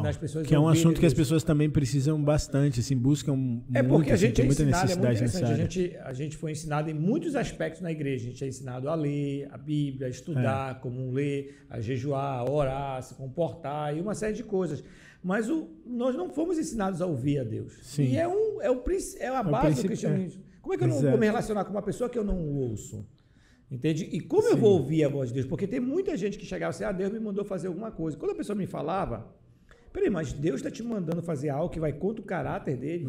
Que vai contra a palavra dele. Vai contra a palavra dele, vai contra os princípios dele. Peraí, isso não é Deus. E a gente mistificou demais a voz de Deus. Eu tenho um entendimento completamente equivocado sobre a voz de Deus, que foge totalmente às vezes das Escrituras. Totalmente. Então a pessoa não pode chegar e afirmar que Deus está falando agora. Não, mas Deus me deu uma palavra. Tá, mas essa palavra está alinhada ao caráter? Porque o diabo deu uma palavra para Jesus. Sim, perfeito. Entende? E uma palavra bíblica ainda, né? Era verdade. Estava lá, e aí? Mas estava fora do princípio.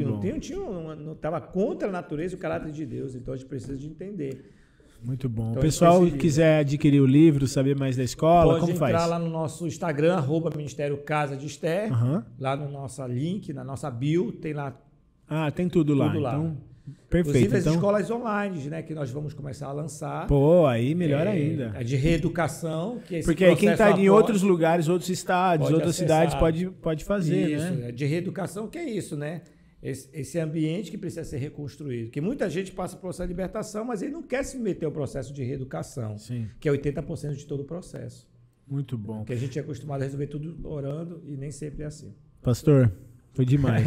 Demais. Imagine, Mas eu que infelizmente agradeço. a gente tem que encerrar porque ele tem que pregar, né? Daqui a pouco vai Dar dar uma um de treinamento, paternidade. vai dar uma aula.